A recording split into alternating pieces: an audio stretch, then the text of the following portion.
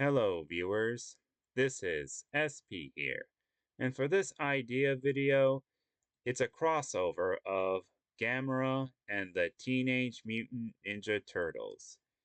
It's an animated film that would include both 2D and 3D. The characters would be 2D, while the kaiju and mecha would be 3D, including other vehicles. Anyway, it would be animated by the same studio that made the 4S's Gridman and 4S's Dynazonon anime. That studio is called Studio Trigger. Anyway, here are the characters.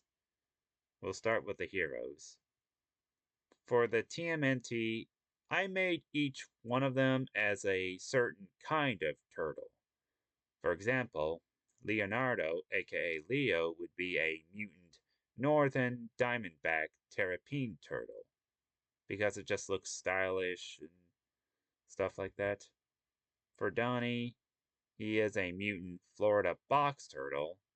For Raphael, he is a mutant ringed sawback turtle because the sawback looks like it screams Raphael to me. Michelangelo, aka Mikey, he is a mutant red-eared turtle. Well, to be honest, I haven't really thought of a good turtle that would represent either Mikey and or Donnie here. These are just by random choice. I tried. Anyway, here is their master, or sensei, Hahen Ryuki, aka Splinter.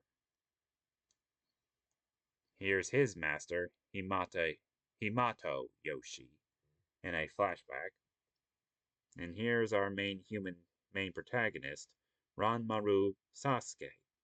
He is a 12-year-old boy who doesn't like to work and tricks people into doing his work for him.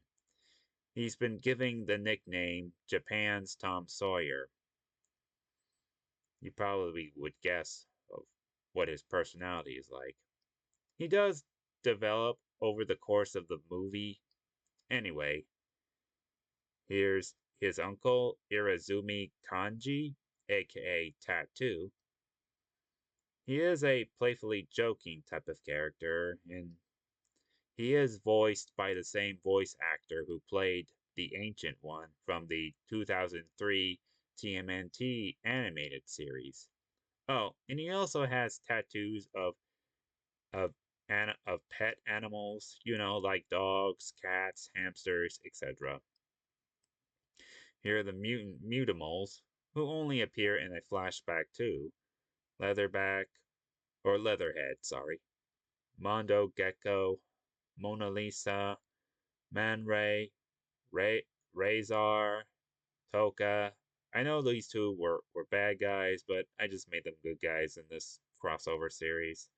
Wingnut, Screw Loose, Deadmon, Ninjara, Roxwell, and Traximus, or whatever his name is pronounced here.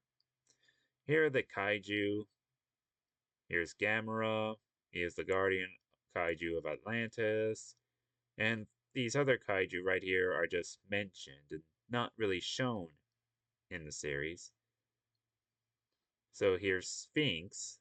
She's the guardian kaiju of Egypt. A Chinese dragon, which he would be the guardian of China. Jiger, which would be the guardian of Mu. And Barugon, the guardian kaiju of New Guinea, or Papua New Guinea. There's Daimajin here. And here's Herman the Horrible.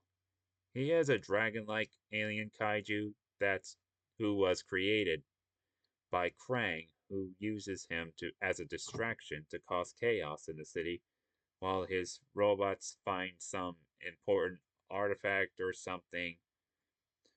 Herman, well, unlike his 87 counterpart, or 90 something, he just only has one head and has more of a fearsome look to him, well, basically looking more cooler and not so cartoonish looking. Anyway, here are also the turtlemechs. Well, I don't know if they would count as kaiju, but I just like to add it here, just just for the heck of it. Anyway, each of its components would be written by each of the TMNTs.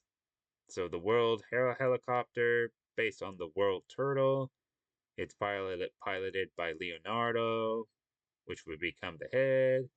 The Snapper tank, which becomes the arms and is Raph's main mech. The leather-backed submarine, the body, which would be Donnie's main mech, and the terrestrial digger, which would be Mikey's mech, which would also be the legs. Now here are the villains. Krang is the main villain for this movie. Here are the Rock Warriors here. Granitor, well, he's a silver rock warrior with great speed, and Drag is a brown rock warrior with great strength. So yeah, they're more of a strength and speed duo. Though they're not seen much in this film, but I'll explain later. Here is the Rock Titan, aka, and then which would later become the Krang Titan. Forgive my missayings. I'm still a bit of a rookie here, so just bear with me, please. Anyway, here are Krang's robots, which look more like actual robots and not the foot soldier robots. I don't know what they would actually look like, but heck. Here are the giant Mousers, which are about 1/3 the size of Gamera. I haven't thought about the size of what Gamera is. Maybe as big as Showa era Godzilla, but I don't know. Here's Karai and Oroku Saki, aka the Shredder, in a flashback and a hologram recording, which I'll explain later. The original Shredder flashback, a giant demon, who is similar to the 2003 version. And here are the villain mutants. Silver, the White Ape, Armagon, Tiger Claw, Snakeweed, Rocksteady, Bebop, Neutralizer, Cockroach Terminator, and Baxter Stockman. All of these are shown in flashbacks. Okay, now on to the story. The story begins with the Ninja Turtles and Splinter in disguises on a secret boat that is heading to Japan for Splinter so that Splinter can claim control of the Foot Clan. Forgive my mispronunciations and stuff like that. I'm just still, like I said, I'm still a rookie. Anyway, Splinter reminds the TMNT that they will be on their own without Splinter after this, which the turtles do understand because they're close to being ready to be independent and stuff like this. And anyway, Ranmaru's mother takes Ranmaru to work at his uncle Irizuma Kanji's pet shop for the rest of the summer break because Ranmaru is tricking people into doing his work, like I mentioned earlier. Anyway, Tatu teaches Ranmaru about how to take care of the animals and how to clean up after them. Yeah, I know his full name or real name is Irizumi Kanji, but I'm still gonna call him Tattoo for the rest of the story. Anyway, Ranmaru tries to make excuses for not wanting to work, but Tattoo says that Ranmaru is just suffering from the heat, or just, that playfully joking kind of stuff. Anyway, sometime later, Gamera battles Herma, the Horrible, in both the skies and the Japanese Bay. During the fight, Tattoo and Ranmaru get all the animals in the pet shop into in the basement to bring all of the animals safely while the two of them hide in the closet. Okay, I haven't really thought of a good hideout for them to stay in during a crisis like this, so I tried. Anyway, Gamera kills. I get rid of the. There we go. Gamera kills Herma the Horrible using his fire stream. Gamera then flies away. After the battle, Tattoo and Ranmaru put all the animals to their respectful areas, or where they were originally placed, like in their cages and whatever. Anyway, after Ranmaru returns the last escaped pet to Tattoo, he or I forgot to mention. No, I shouldn't add the escape part. It's just I should just you know just leave it there.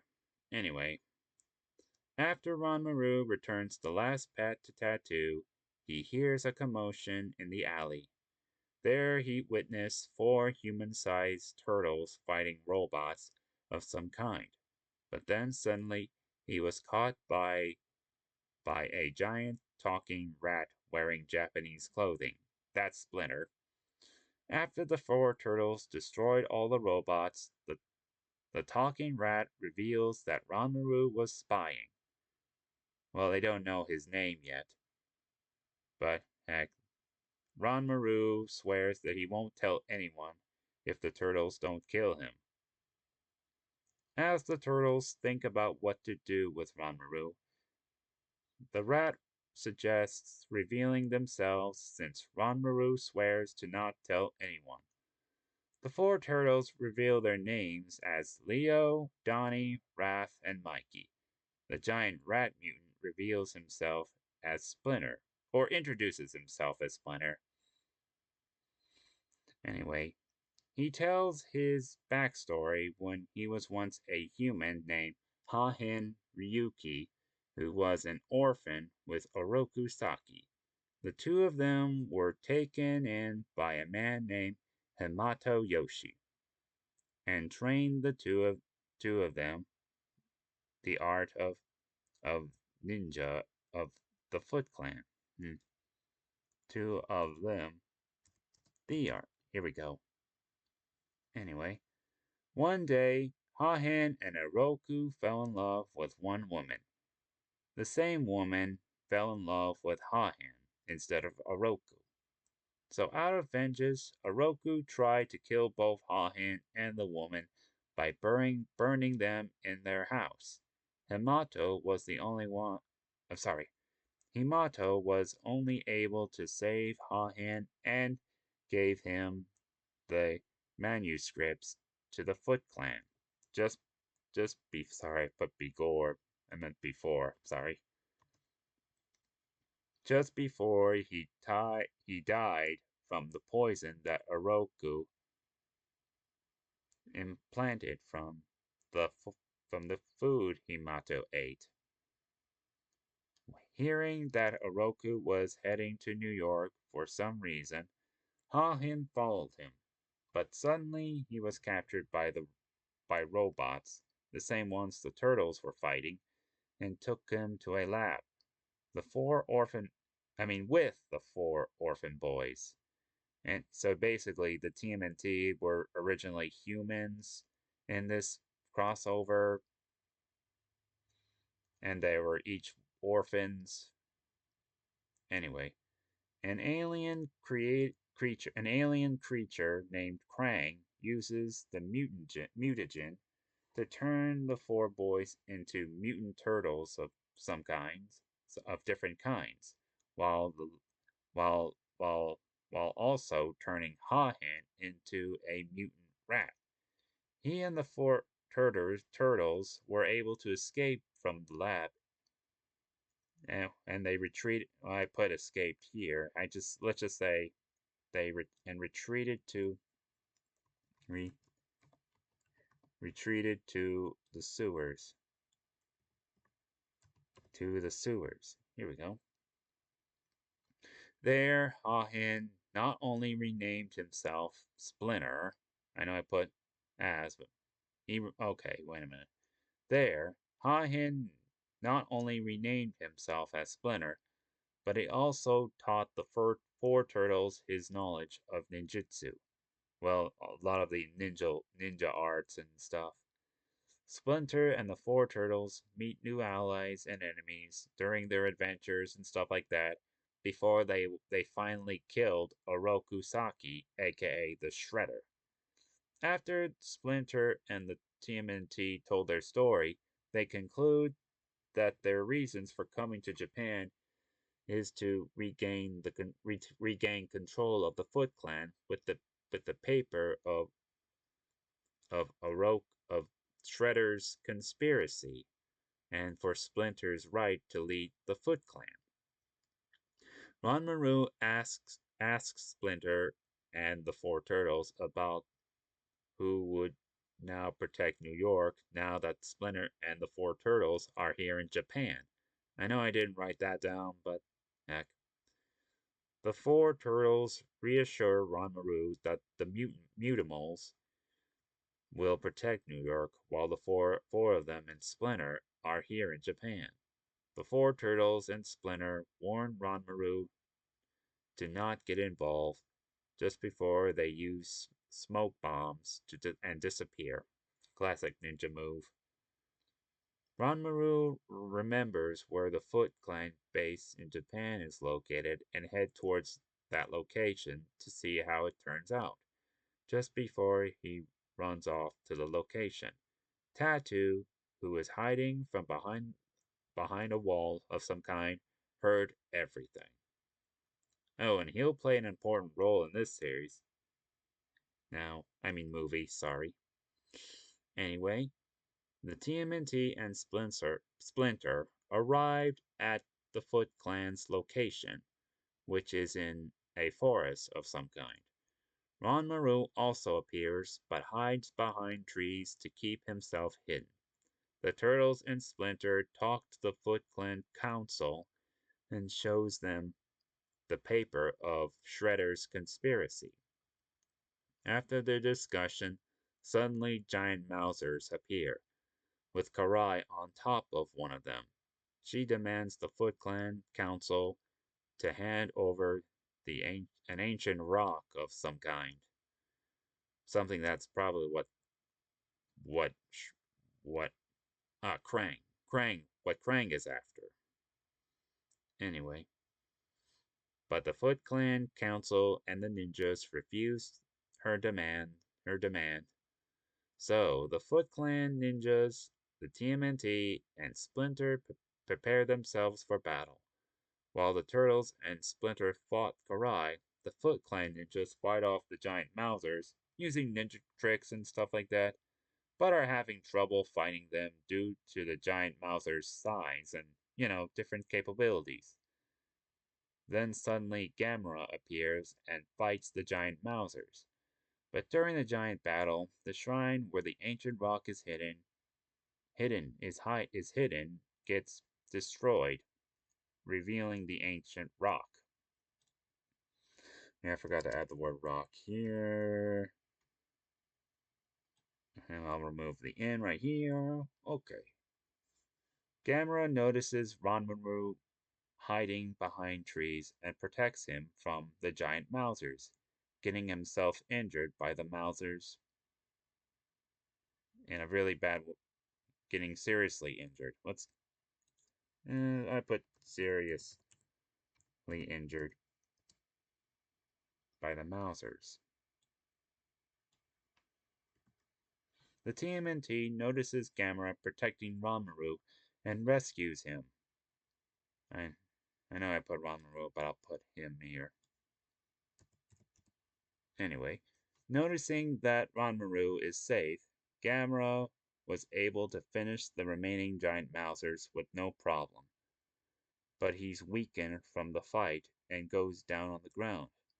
While the TMNT and Splinter check on Ranmaru, Karai was able to receive the ancient rock since the Foot Clan ninjas are heavily injured or died from the battle against the giant Mousers. Karai contacts Krang that she has retrieved the ancient rock. Redrive? I couldn't spell retrieve. Retrieve. Retrieve. Stupid.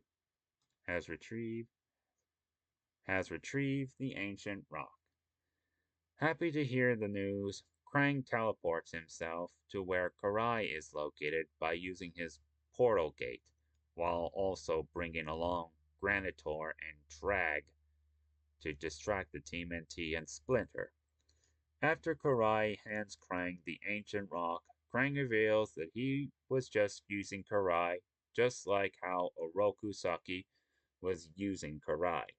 He then shows her a hologram recording of Krang himself and Oroku and the Shredder having a conversation about Karai, which reveals that that the Shredder would have no use for Karai after she served her purpose.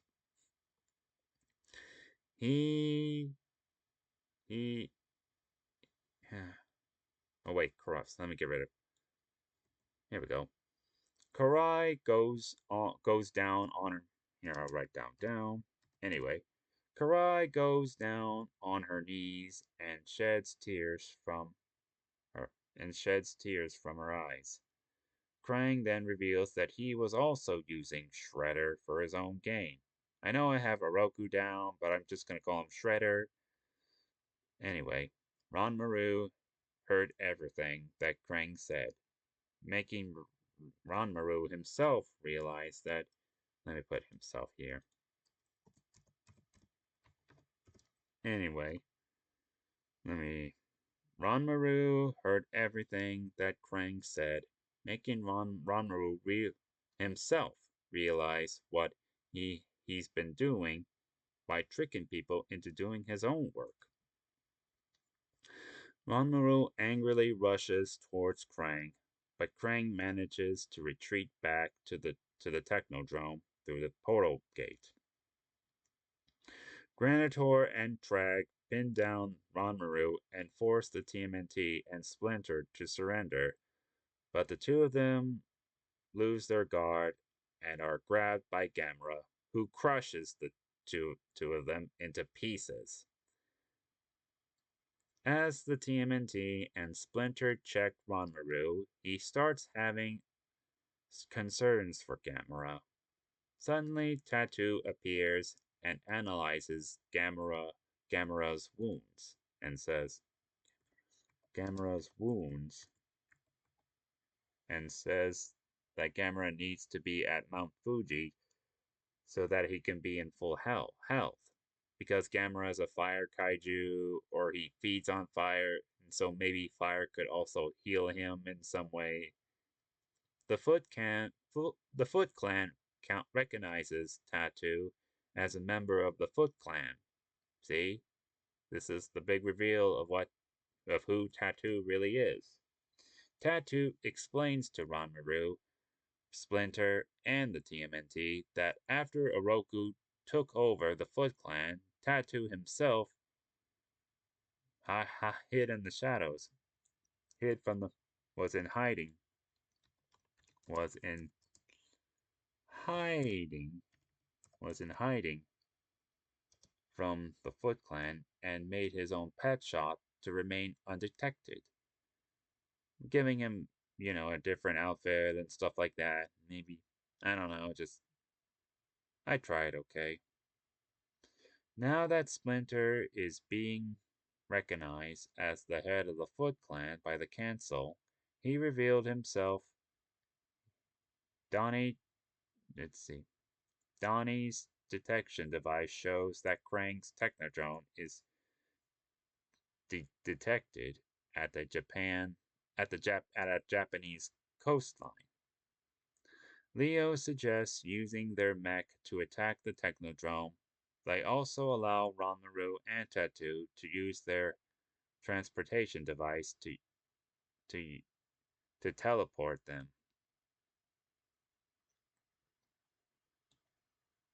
Okay, wait a minute. They also allow to use their device so that they can. Let me try over. They also allow Ranmaru and they also. Here we go. They also allow both Ranmaru and Tattoo to use their transportation device so that the two of them so that so that the the two of them can teleport.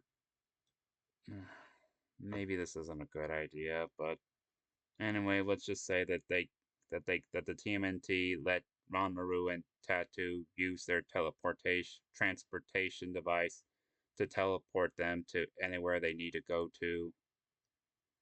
So yeah, they use it to teleport both Ranmaru, Splinter, Tattoo, and Gamera to Mount Fuji, especially since the transportation device are for huge emergencies. So yeah, that explains why they didn't use the teleportation device to teleport themselves to Japan, mostly especially for use for important matters. Anyway, Karai decides to come along with Ranmaru, Splinter, Tattoo, and Gamera to Mount Fuji since she's familiar to the secret shrine of the Foot Clan in Mount Fuji. After the five of them are transported to Mount Fuji, Donnie teleports the turtle mech near where they are located. The TMNT rushed towards their mechs and prepare for their titanic battle against Krang. And yeah, you could say that same transportation device would be used to teleport the Technodrome to any other location, just in case. That's why it's only safe for like big emergencies. No pun intended. And sorry for my little inexperienced way I talk. Anyway, back at Mount Fuji, Ranmaru, Splinter, Tattoo, Karai, and Gamera arrived at the secret shrine of the Foot Clan. Gamera heads towards the lava pools. Ranmaru is concerned about Gamera's well-being, but Tattoo reassures Ranmaru that Gamera will be just fine, who just needs to heal and stuff like that. As the four of them look around the ruins, Karai notices some wall paintings of two giant beings fighting each other. Splinter recognized the two giant beings as, well, one of them as the Demon Shredder and the other being Daimajin. He starts telling them the story about how in ancient times the Demon Shredder terrorizes Japan. A giant A Japanese clan used the ancient rock to create the Daimajin statue to defeat the Demon Shredder. I mean, just have it come to life and stuff like that to create, rock and stone into some giant warrior. Anyway, but in order to give the statue life, a priestess offered her life so that Daimajin will come to life. Daimajin was able to kill the Demon Shredder. Daimajin not only turned back into a statue, but I forget what else to do with that one, so probably return the life of the priestess or something like that. Kind of like with the Majin movies, but heck. Anyway, Splinter concludes that the Japanese clan called themselves the Foot Clan after Daimajin's giant footprint. Forgot that footprint here. And that the Daimajin statue, and then and that the Daimajin statue disappears. Anyway, Karai mentions that the ancient rock is the same rock that Krang has in his hands. Has in his hands. Let me just fix this. As in. Okay, moving on. And that Daimajin might be somewhere near the shrine. As Splinter, Karai, and Tattoo look around the shrine from the outside, Ranmaru looks around the shrine from the inside. He suddenly stumbles upon a secret entrance that only he can find for some reason. He finds himself in a volcanic cave where he discovers the Daimajin statue and where Gamera appears from one of the lava pools. Ranmaru asks Gamera about how to awake the Daimajin statue. Gamera looks towards the platform that's near the Daimajin statue. When Splinter, Tattoo, sorry, I misspelled tattoo here, we go. When Splinter, Tattoo, and Karai go back inside or arrive when they arrive when arrived arrived in arrived arrived inside the shrine, they suddenly notice the hidden entrance and realize that Ranmaru is missing. Oh wait, went back to the went back to the entrance en, entrance the entrance of the shrine. Okay, of the shrine. Here we go. They suddenly notice. They suddenly notice that Ranmaru. Let me fix this. They suddenly notice that.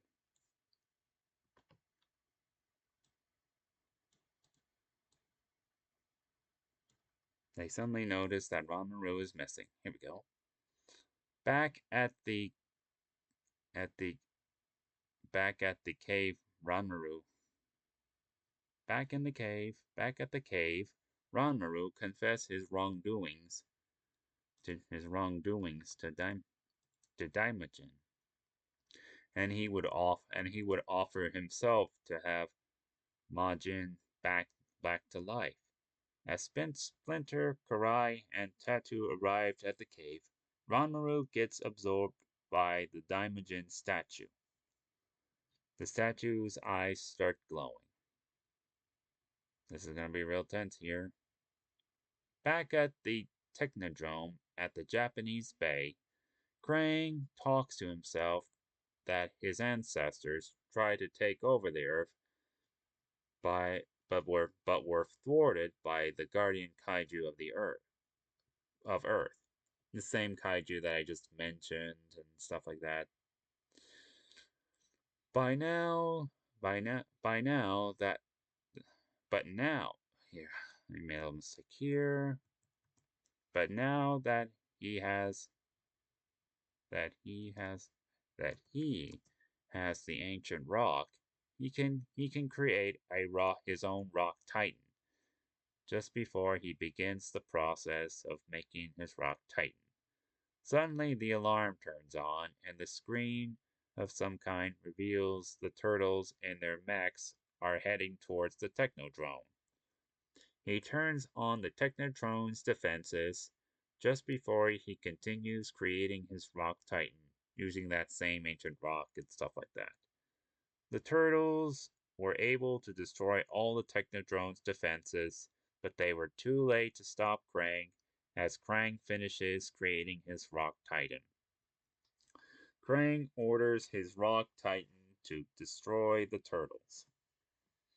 The TMNT have trouble fighting the Rock Titan in their separate mechs, so the TMNT combine their mechs into the Turtle Mecha. The TMNT were able to get the upper hand against the Rock Titan by using the turtle mecha. But suddenly Krang merges with the Rock Titan, becoming the Krang Titan. He was able to get the upper hand against the TMNT. As things start to get grim for the TMNT, when all of a sudden he gently drops Oops, sorry, I skipped a thing. Sorry. As things start to get grim for the TMNT, when all of a sudden they notice Gamera flying towards them, while carrying Daimajin by the shoulders. He gently drops Daimajin on the ground and carefully puts Splinter, Tattoo, Karai, and Ranmaru on the turtle mecha's hand. The four of them the four of them go inside the cockpits where the TMNT are piloting the turtle mecha. Karai is with Leo, Splinter with Donnie, Tattoo with Mikey for fun comic relief, and Ranmaru with Wrath. Wrath. There we go. As Gamera, Daimajin, and everyone else in the turtle mecha get ready to fight, Krang Titan states that no one can stop him just before they clash. Even though their battle against Titan Krang was tough, the willpower and spirit of the five of them gives them, I don't know, let's see, 8, 9, yeah, 9 of them, the power to destroy the body of the Rock Titan, of Krang Titan. Krang, still gigantic in size, tries to escape, but Gamera was able to incinerate Krang into ashes. After the battle, Daimajin starts crumbling into pieces, and his spirit goes up towards the sky. Ranmaru explains to everyone that after he was absorbed into Daimajin, the spirit of the Japanese priestess tells Ranmaru that his time isn't up. Sorry, I forgot to say up in it. Anyway, forcing Ranmaru out of Daimajin and onto Gamera's hand. Mikey suggests that Gamera should be the 5th TMNT member.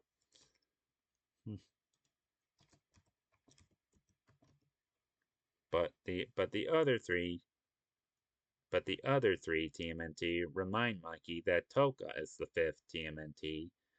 Mikey decided to make Gamera as the 6th TMNT, then states that he's out of fingers because the TMNT have 3 fingers of each hand. Gamera roars in triumph. Mikey thinks that his roar is a yes for being the 6th TMNT.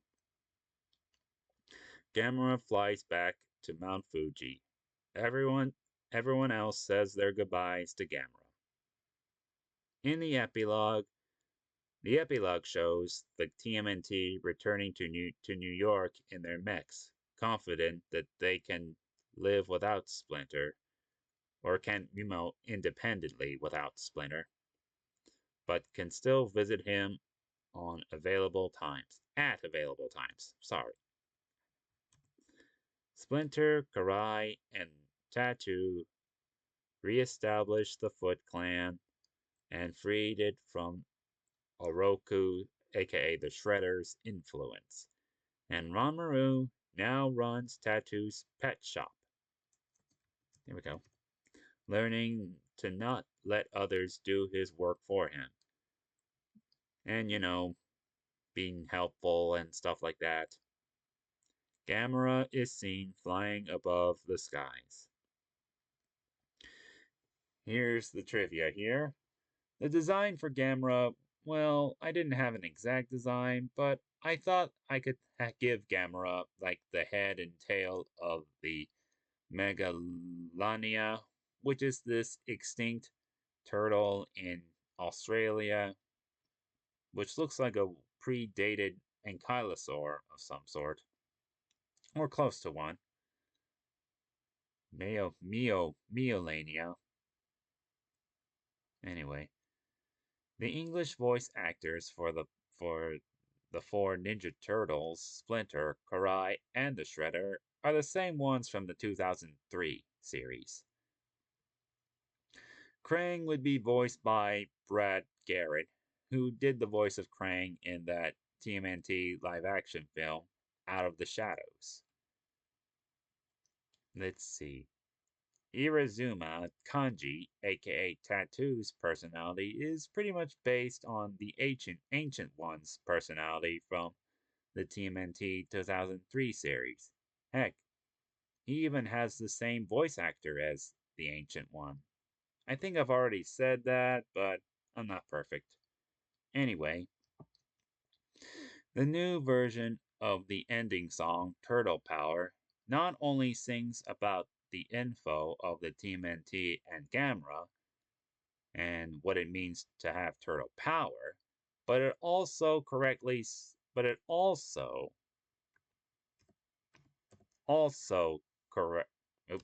correctly states that Leonardo, aka Leo, is the leader of the TMNT. Yes, this film would have the ending song Turtle Power.